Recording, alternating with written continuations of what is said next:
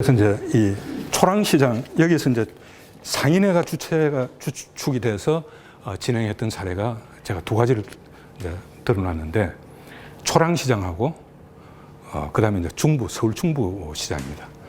초랑시장 같은 경우에는 너무 이건 시장 같지도 않아 가지고 안 될 것 같아서 시에서 전혀 관여를 안 해가지고 상인회에서 나서서 혁신 사업을 추진한 거고, 중부시장 같은 경우는 너무 잘 되다 보니까 처음부터 너무 잘 나가는 시장이니까 그런 데는 또 이렇게 과거에 전통시장이라는 말 있기 전에 재래시장이거든요. 재래시장. 이게 좀 낙후된 이런 걸 돕는다는 이런 입장이란 말이죠. 즉, 정부 정책이라는 게. 너무 잘 나가니까 좀 손길이 안 미치고. 그렇지만은 아무리 잘 나가도 시간이 지나면 시설이 노후화 되고 뭐 이렇게 해야 되니까 돈이 필요한 거죠. 그렇다고 상인에서 뭐 돈 걷어가기는 힘든 거고. 정부 지원을 받아야 되니까 울어야 젖을 준다고 계속해서 이제 노력을 한 겁니다. 그래서 상인에서 이제 바로 이제 서울 중부시장처럼 여러분들이 하셔야 된다는 얘기죠. 초랑 전통시장은 1960년도에 이제 전통시장 개설이 됐는데 부산역 앞에 있어요. 옆에 태사 골목이 있고. 이제 2009년도에 전통시장 인정을 받았습니다. 근데 그전에는 상인이라는 게 없었어요. 그냥 뭐 사투리 보면 함티, 뭐 다라 이런 거를 이제 내다가 도로에 해놓고 막 도로도 뭐 없이 그냥 지그재그로 다녀야 되고 뭐 이런 상태로 이제 있었던 겁니다. 근데 시청이나 구청에서도 이건 쓰레기 야치장이다, 이건 시장이라 볼 수가 없다 할 정도로 거의 뭐 무관심한 그런 상태였습니다. 근데 여기 이제 탑마트라고 하는 이제 그 쇼핑몰이 대형 쇼핑몰이 도로물로 해가지고 거기서 이제 상권 이제 침해가 된다 해서 이제 상인회가 2009년도에 결성이 되고, 근데 거기서 뭐 나오는 게 겨우 타협되는 게 한 5천만 원 정도 밖에 이제 지원을 안 해준다 이러니까 그 돈 가지고는 뭐 이거 시장을 갖다 혁신시키기는 너무 어려우니까 그러면 혁신 사업을 한번 해보자. 그렇게 해서 이제 참여를 하게 됐는데 23억 돈이 나왔다 그래요.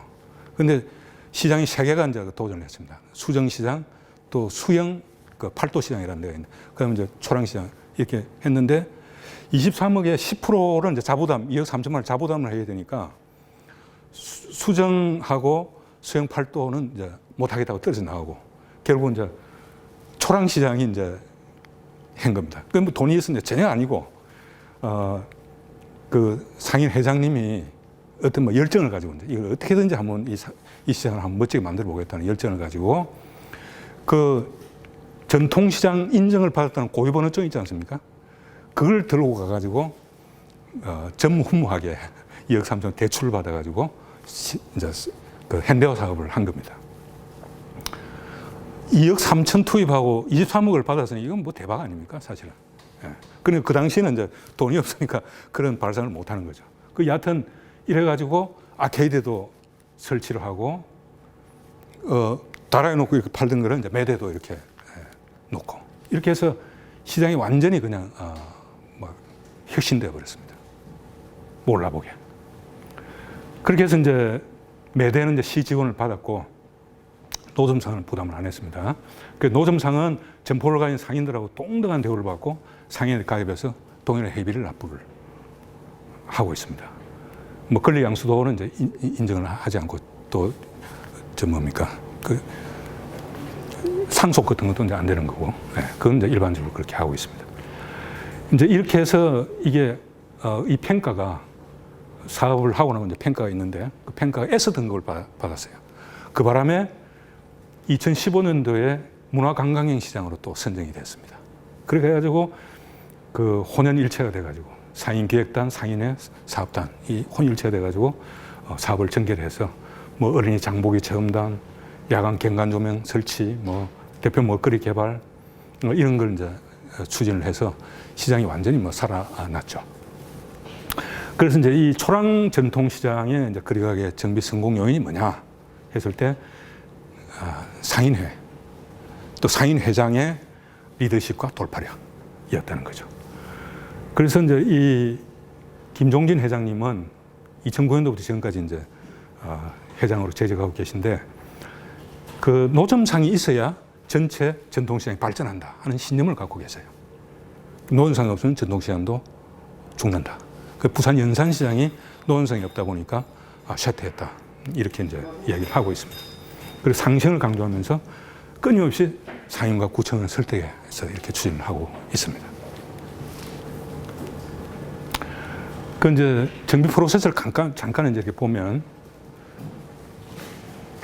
요게 뭐 여러분들 교재에는 이제 이게 좀 빠졌는데, 이게 이제 사실은 이게 조례 제정입니다. 조례 제정인데, 이제 그 어떤 식으로 이제 추진해 나가야 될 것이냐. 안녕회, 상인회, 시청, 이게 이제 협의체가 구성이 되어야 됩니다. 그 전에 구성이 됐다 그러면 거의 뭐 추진이 다 되는 거죠. 그래서 그 전에 안녕회, 상인회의 어떤 그 통합된 노력이 필요하고, 그렇게 해서 이제 이 협의안이 마련이 되면은 그걸 가지고 조례를 제정을 해서 그렇게 해서 이제 추진해 나가는데, 만약에 말을 안 들으면은 이제 이 행정 절차에 들어가서 강제로 이렇게 정비를 하는, 이게 이제 수순이 될 것입니다. 이게 이제 단계별로 이제 추진을 해야 되는데, 1단계는 아마 가장 좀 불편의 호소가 더 많고 한 서울로 정비가 되지 않겠냐. 뭐 그건 여러분들이 정할 문제입니다만은, 그리고 이제 삼덕공원로 앞에 이제 포차 이런 부분도 이제 미관상 좀 안 좋으니까 대상이 되어야 되지 않겠냐 이렇게 봅니다. 그 나머지는 이제 추진하면서 이제 하게 되는 것이고, 여러분들이 문화관광형 사업이라든지 이런 문화관광이라고 하는 것은 뭔가 보여준다는 거예요. 보여준다. 뭐 깨끗하고 뭘 좀 보여주는 게 있어야 된다는 얘기죠. 그걸 하려고 그러면은 8대 준수사항, 이거는 반드시 여러분들이 통과해야 되는 사항이 평가에서. 그럼 거리관계 정비해야 되는 거죠. 안 할 수가 없는 거예요. 그렇지만 이제 안고 가야 되는 거죠. 매대를 제작 지원하는 것은 두 가지가 있습니다. 자부담을 하는 경우가 있고, 자부담을 하면은 이제 함부로 철거를 못 하는 그런 부분이 있죠. 또 뭐 구나 시청에서 이제 지원을 해주는 게 있고, 그렇다면 이제 정비하는 데는 굉장히 유리합니다. 그 관의 입장에서는. 그건 뭐 여러분 이제 선택하면 되는 것입니다. 그 조례 제정은 이렇게 이제 지금 서울시 가이드라인이 2018년도에 나왔기 때문에 이제 뭐 이걸 거의 표준으로 해서 조례를 제정을 하고 있습니다. 대개 보면 이제 뭐 허가 대상은 곧 거리가게 어떤 정비를 하겠다라고 하는 실태조사 딱 하는 그 시점, 실태조사에 착수하는 그 시점, 실태조사 하면은 이제 뭐 재산관계, 이제 생계행위냐, 기업행위냐 이런 걸 하고 또 뭐 매대 이런 게 이제 어느 정도 실태, 모든 실태를 다 조사하는 겁니다. 그래서 이제 그 실태조사를 한 시점에서 거리가게를 운영 중인 사람, 그게 주로 대상이 되고요. 1인 1개 매대, 직계 좀비설계 불허하고 뭐 이런 여러 가지 부가적인 게 있을 수 있고, 허가기는 대개 이제 1년으로 합니다. 그 1년 갱신하기 전에 또 실태조사도 하고, 이제 허가 면적도 정하고, 이런 막 지자체별로 다 다릅니다. 요렇게 이제 하고 있는데, 서울에서 하고 있는 거 보면, 대개 이제 매대 제작이 자부담하는 경우가 더 많아요.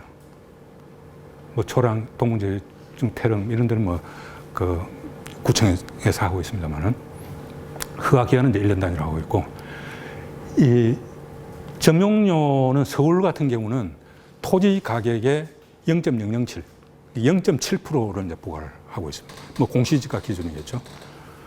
그렇게 하고 있고, 이 생계행위냐 기업행위냐를 판단하는 기준은 대개는 이제 이 본인하고 배우자를 가지고 대상으로 이제 합니다. 그렇게 해서 이제 이건 각 지자체마다 좀 달라요. 네, 다른데,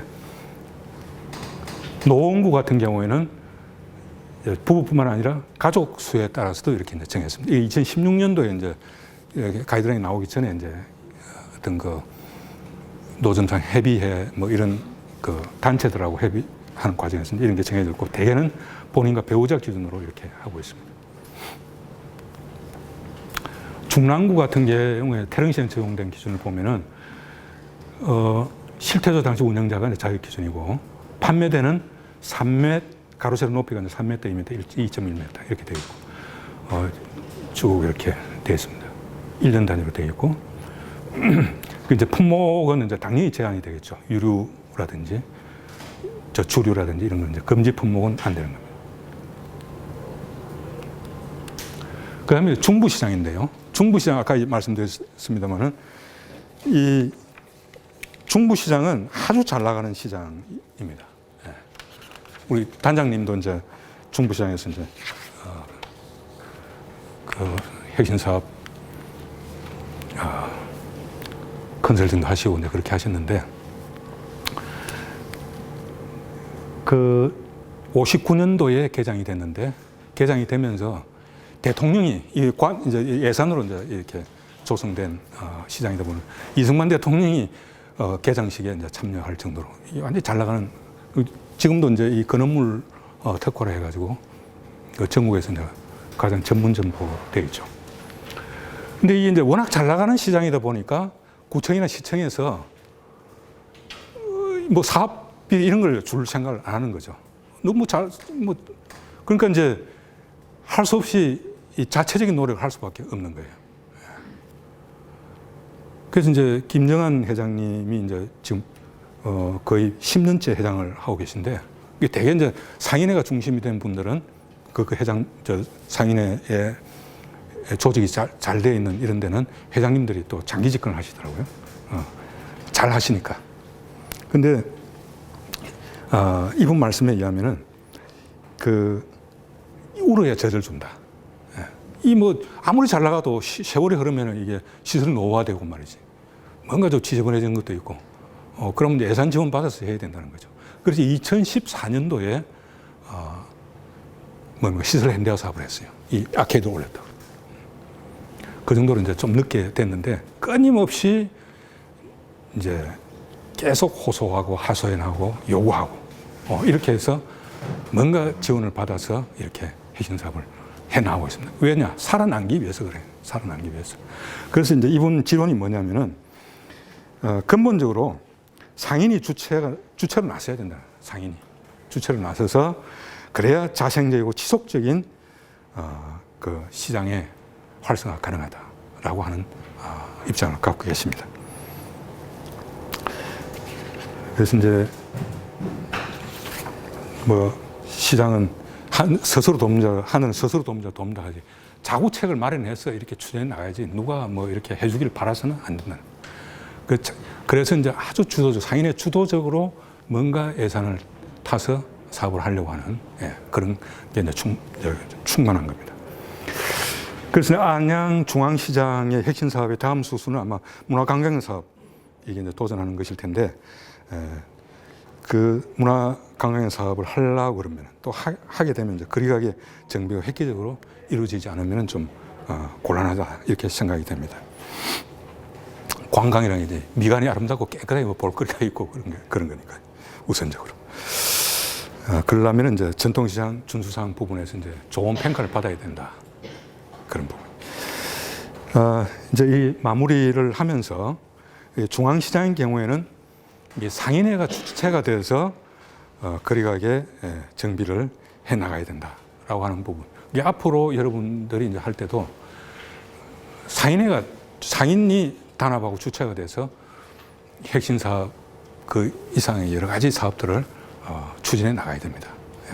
그래서 이제 그러기 위해서는 이제 여러분들이 이제 어떻게 해야 될지, 상인의 주체가 되면 어떻게 해야 될지. 이 중부시장 같은 경우는 상인이 주체가 돼야 되니까 상인 역량이 있어야 되잖아요. 그러니까 이제 상인 교육을 굉장히 거의 상설화 시키는 것 같더라고요. 그래서 이제 의식 교육을 계속하고 이렇게 하고 있어요.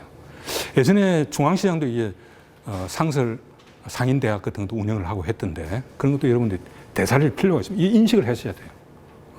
가만히 있어서는 절대 시장이 계속 노후화되고 쇠퇴되지 발전이 안 됩니다.